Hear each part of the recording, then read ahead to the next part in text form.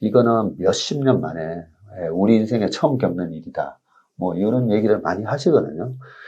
그리고 지금 이제 페드의 금리가 가장 큰 영향을 주고 있는데 지금 뭐 3에서 3.25인데 이번에 11월 달에도 뭐 거의 75bp 인상 하는 걸로 돼 있잖아요. 그러다 보니까 와 4% 그리고 또 12월 달에 또 50bp 더한데 그러면서 이제 4.5 굉장히 공포스럽잖아요. 그런 얘기를 보거든요. AI 그 인공지능이 계속 이렇게 발전을 하면 사라질 직업 직업 중에 펀드 매니저. 그런가요? 펀드 매니저가 있다라는 얘기를 할 정도로 그렇게 이제는 이 시스템화 돼 있으면서 너무나 속도가 빨라지고 있다라는 걸 느꼈고요. 그래서 최근에 그 코로나 이후에 주가가 올라가는 모습을 보면서 우리가 2008년 리만 사태 있고 나서 2009년 한 10월, 11월까지 미국의 실업률이 그때도 이제 10%까지 올라왔는데 시장은 빠르게 회복을 하면서 2010년까지 장이 되게 좋았었거든요. 근데 이번에 코로나 때 제가 딱 보니까 그때 2년 동안에 올랐어야 되는 그 주가가 그냥 뭐 6개월, 8개월 만에 올라가더라고요. 그런 걸 보면서 뭐 한 예를 들면 이제 제가 재작년에 테슬라가 이번에는 2009년 애플 같은 주식인 것 같고 한 3년에 걸쳐서 한 1조 달러 정도 갈 것 같은 그런 느낌으로 말씀드렸는데 한 8개월 만에 1조 달러를 가는 거예요. 그런 걸 보면서 이 데이터들이 이 컴퓨터에 심어지면서 그게 또 바로 운용에 바로 연결되면서 압축되면서 굉장히 굵고 빠르게 진행이 되는구나를 알았고요. 이번에 하락장도 똑같아요. 하락장도 과거에 슬금슬금 2년 동안에 빠질 걸 이번에 또 한 번에 반영을 하는구나 이런 생각을 좀 하고 있습니다. 그러면 전무님께서 앞서서 그 역사적인 최악의 상황들을 좀 언급해 주시면서 그런 상황에서 한 이 정도 빠졌다. 지금에 딱 비춰봤을 때 여기서는 이제 좀 저점에 뭐 그걸 딱 맞출 수는 없겠지만 바닥에 근접하다고 한다면 이제 그런 것들도 빨리 반영을 해서 온 거고 맞습니다. 앞으로는 또 이제 이런 흐름들을 좀 반영을 한다면 또 급하게 또 오를 수 있는 가능성이 있다고 보셔서 아까 말씀해 주신 대로 내년 5월쯤에 한 2,900 정도를 보신다고 볼 수 있을까요? 네, 맞습니다. 한 2,900은 근데 뭐가 기준이냐 이럴 수가 있잖아요. 그 2,900에 대한 기준은 좀 보수적인 추정치예요. 김영희 교수님이 그 코로나가 왔을 때 우리나라의 GDP라든지 유동성으로 봤을 때 김 교수님이 여러 가지 모델을 갖고 계시잖아요. 그런 걸로 봤을 때 우리나라 적정 주가 수준이 2,700이다라는 얘기를 코로나가 터진 직후에 말씀을 해주시더라고요. 근데 최근에 이제 우리 김영희 교수님은 별명이 있으시잖아요. 닥터? 제가 뭘 예측을 할 때 웬만하면 이제 보수적으로 보는 편입니다. 보수적으로 보는 편이고요.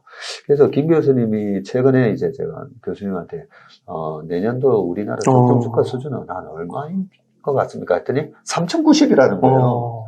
그리고 내후년에는 3,400이라고 말씀을 하십니다. 그렇다면 3,090에서 제가 거의 그래도 한 100포인트, 150 빼는 거예요.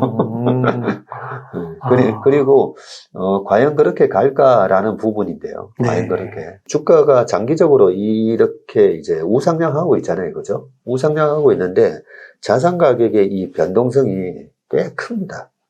왜 크냐면 돈이 이제 너무 많이 풀려서 그렇고 국경을 이제 넘나들 수 있잖아요, 그죠? 우리도 지금 미국이나 중국이나 홍콩 이렇게 투자하듯이 돈이 국경을 자유롭게 넘나들 수 있다 보니까 쏠림 현상이 좀 더 심해졌어요. 심해졌는데 이 얘기가 굉장히 중요한 얘기인 게 결국은 이 중심값으로는 돌아온다는 거죠. 중심값에 머물러 있지는 않습니다. 조지 소로스가 저는 굉장히 중요한 얘기를 해주신 게 그분이 딱 그렇게 얘기를 하셨어요. 내재 가치는 존재하는데 자산의 가격이 내재 가치에 딱 머물러 있지 않는다고. 왜 그렇게 머물러 있지 않고 패닉 셀링이 나오고 막 올라가면서 쫓아 사는 그런 현상이 나타나는지에 대해서도 아주 명쾌하게 설명을 해주셨는데, 결국은 이 내재 가치를 향해서 다시 돌아갈 건데, 이 돌아가는 이런 사이클에 대해서 아주 자세히 얘기해 주신 분이 또 하워드 막스죠. 하워드 막스가 주식시장 아니면 부동산 등등 자산시장에는 사이클이 있다는 거죠. 그 사이클에 대해서 얘기를 해주시는데, 이 사이클의 이제 변곡점이 뭐가 되느냐, 그 부분이 바로 이제 페드의 금리 정책에 대한 변화가 그 변곡점이 될 거고요. 그걸 이제 우리는 페드의 피벗이 어디냐라고 자꾸 피벗이라고 얘기를 하고 있죠. 이제 거의 뭐 결론적인 얘기를 말씀드리는 건데, 이 피벗이 언제인지를 맞추려고 하는 거잖아요. 그 부분에 있어서는 저는 최근에 계속 틀렸어요. 9월 달이면 미국의 GDP가 벌써 2분기 연속 안 좋게 나왔기 때문에 9월 FOMC에서는 이제 조금 속도 조절을 7월 27일 날 FOMC에서 속도 조절 얘기를 하셨잖아요.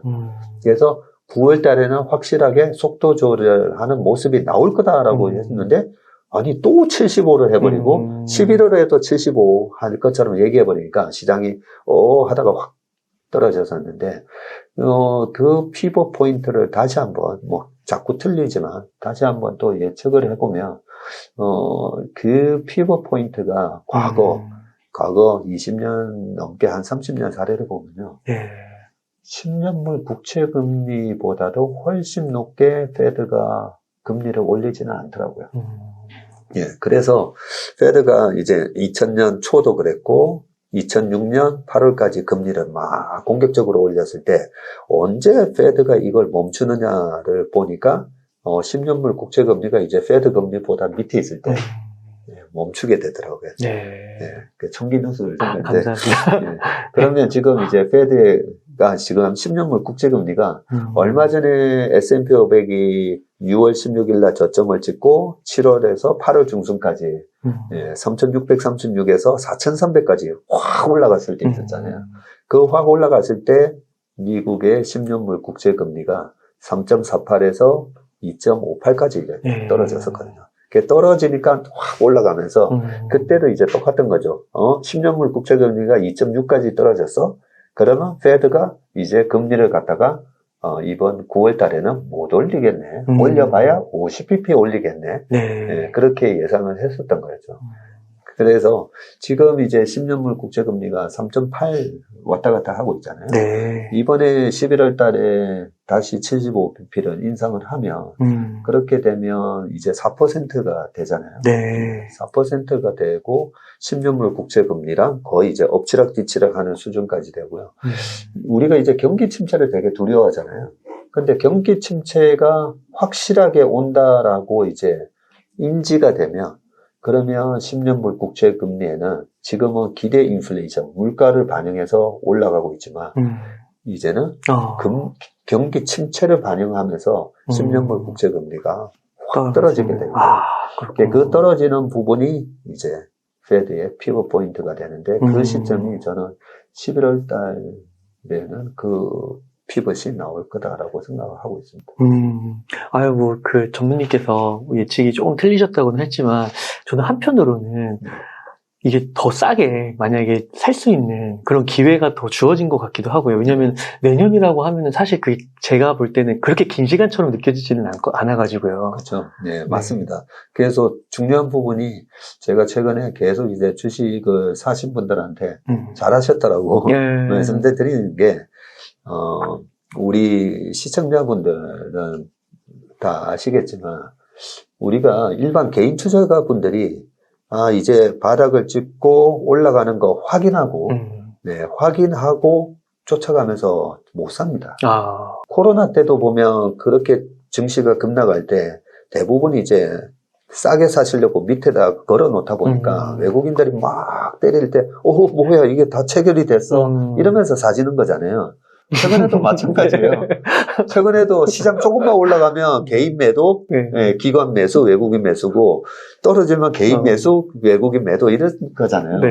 장 확인하고 올라갈 때 못 산다는 거죠. 그게 못 사시기 때문에 그러면 2,900 내년에 가는데 지금 2,300, 400, 500 여기서 사시는 거는 괜찮다라고 네. 제가 말씀을 드리는 거거든요. 네. 근데 이번에 이제 돌아서면 계속 개인 매도가 찍힐 거예요. 못 사실 거기 때문에 근데 이제 선수분들이 봤을 때는 아이 그거 박정무 원래 딱 추세 딱 전환하는 시그널 넣으면 사야지. 그 말씀이 맞아요. 그 말씀이 맞는데 대부분의 투자자분들은 그렇게 네. 못 하신다는 거죠. 그래서 지금은 뭘 고민하셔야 되냐면 지금도 매달 이제 제가 이제 여쭤보거든요. 계속 일을 하세요? 월급이 들어오는 게 있으세요? 아니면 우리가 65세 이상 분들은 연금이라도 받으시잖아요. 네. 그 연금을 받은 걸로 내가 어떻게 해야 되냐는 부분에 대해서는 지금 그냥 just keep buying. 그래서 제가 오늘 네. 그 지난주에 이제 제가 그 추천사를 써드렸더니 네. 책이 날라왔어요. 네. 네. 저스트 킵바잉이네요. 이 세 단어가 당신을 부자로 만들어줄 수 있을 거다. These three words can make you rich라고 해서. 근데 just keep buying인 거예요. 네. 그래서 제가 저희 직원들한테도 이제 책을 나눠주면서 이걸 번역을 하면 뭐라고 해야 될 것 같냐. 강사. 그죠? 네. 그리고 아니면 닥사. 뭐 이거들 되겠죠? 닥치고 사. 네. 지금 상황에서는 정말 시의적절한 책이네요. 네. 네. 그냥 네. 현금이 꾸준히 들어오시는 분이 있으면 이제 이렇게 싸게 거래되는 기간이 얼마 남지 않았다고 생각하기 때문에 그냥 계속 사시면 될 것 같습니다. 네. 그 가장 안전한 방법이 코덱스 200 그리고 미국도 이제 많이 빠졌잖아요, 그죠? 네, 뭐 스파이 같은 거 네. 사셔도 되는데 종목도 굉장히 매력적이에요. 그동안에 이제 우리가 이렇게 하시는 것도 좋지 않나는 생각이 들어요.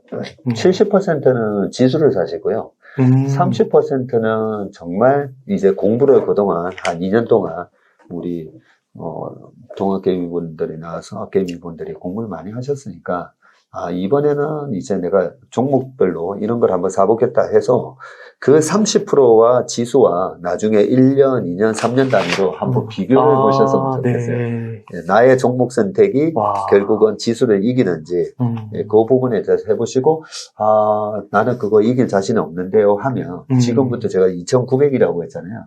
30% 올라가는데 내가 봤을 때 어떤 주식이 30% 올라갈지 잘 모르시겠다면 지수를 그냥 사시면 될 것 같고 꼭 굳이 이제 제가 뭐 30%에 해당되는 이 종목은 어떤 걸 사셔야 되냐라고 말씀을 드리면 무조건 이 대체 불가능한 그런 제품을 만드는 명품 주식을 사시라고 제가 계속 말씀을 드리고 있거든요. 네. 우리가 이런 위기 속에서 자산 배분도 중요하잖아요. 그죠? 자산 배분도 중요한데 정작 그러면 2020년 코로나 이후에 다 돈을 벌었나?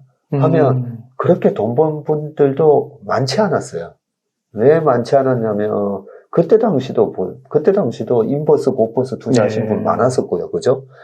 막 얼마나 고통스럽겠어요. 이게 보통 보면 주식을 하다 보면 내가 주식을 사서 물리는 고통보다 팔았는데 올라갈 때 더 스트레스 더 받는다 했잖아요. 근데 시장은 좋아서 막 강세장인데 거기에 내가 인버스, 곧버스를 들고 터지면 그 고통이 4배, 10배 이랬을 거 아닙니까? 그죠?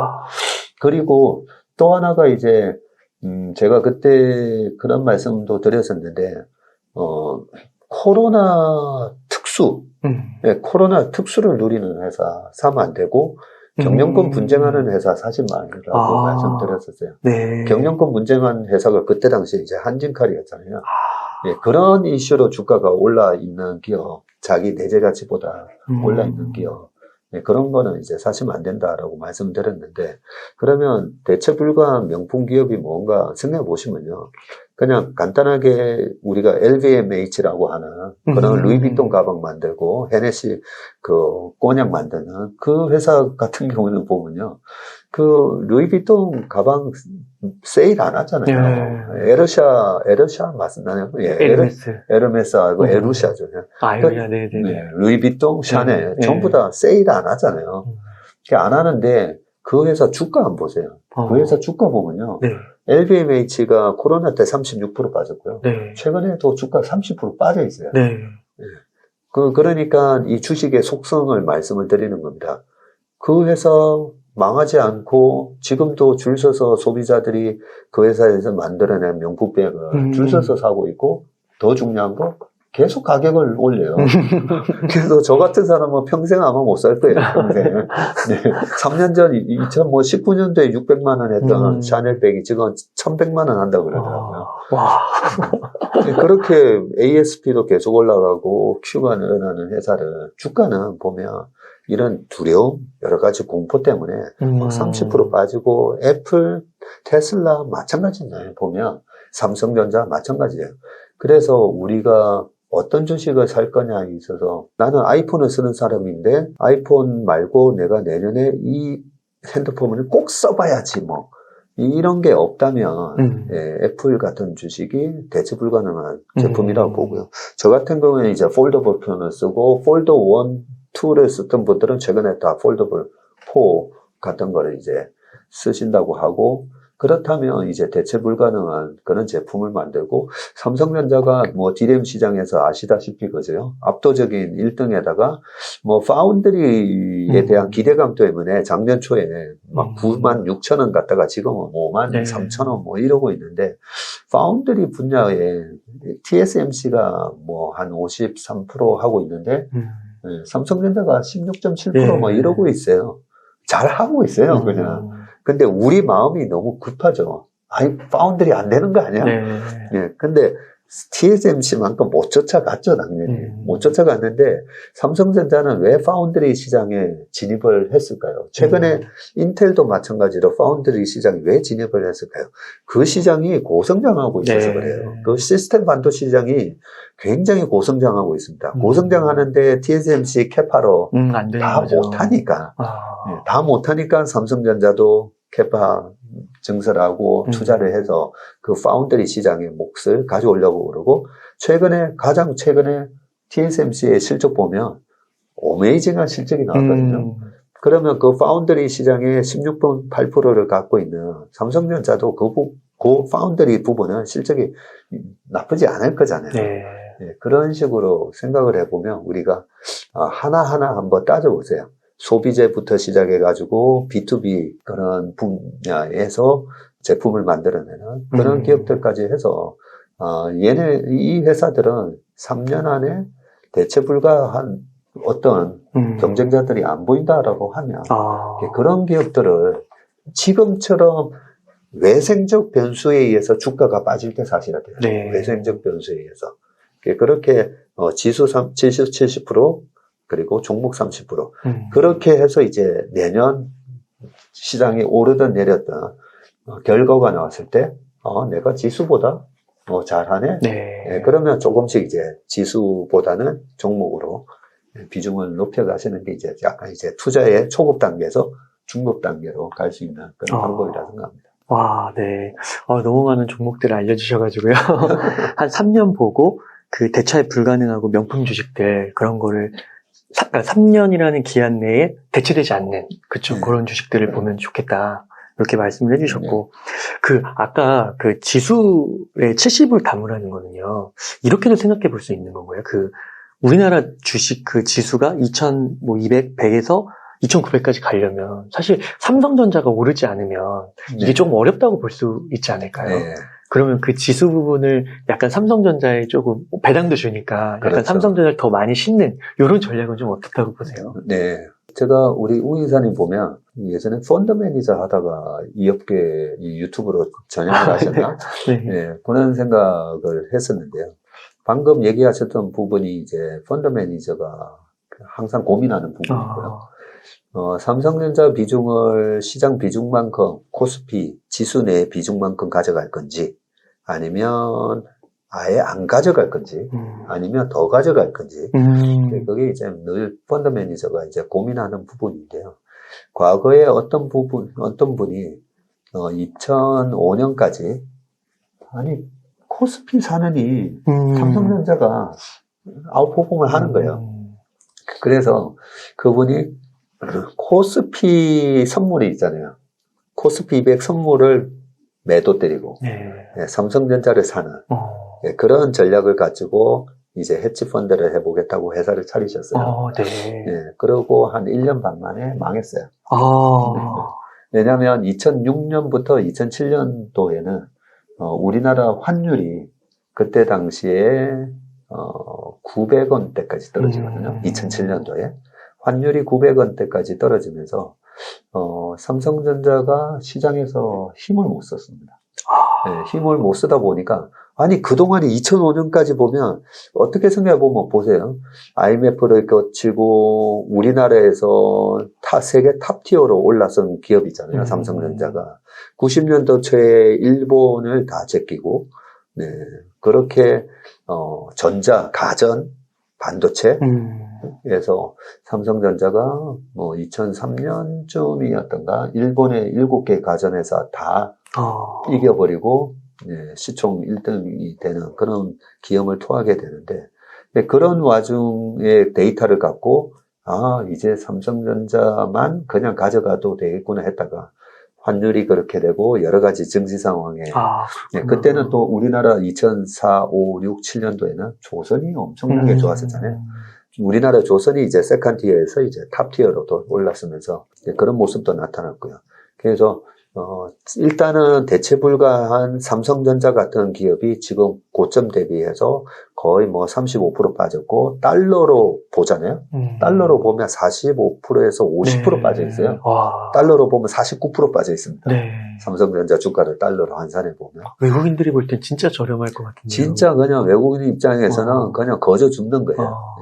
네. 그런 모습이 그런 지금 상태이기 때문에 앞으로 1년 동안에 삼성전자 같은 경우에 그 지수가 30% 올라갈 때 분명히 삼성전자도 어느 정도 지수 상승에 일조를 할 거고요.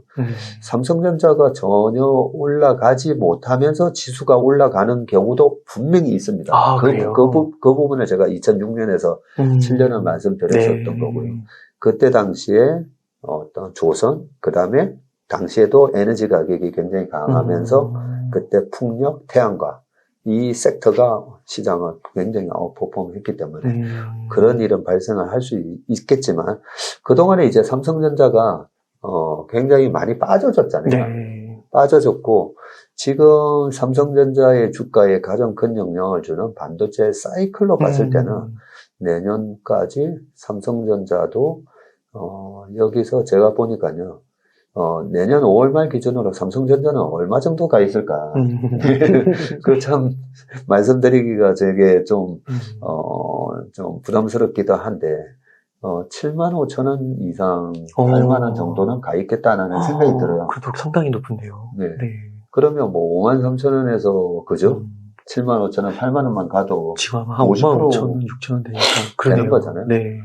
50%네요, 진짜. 그렇다면 이제 지수보다 비트를 할 수가 있기 때문에 그 30%의 종목에는 삼성전자를 사보시고 나중에 5월달 냈을 때 아예 박정무가 틀렸네.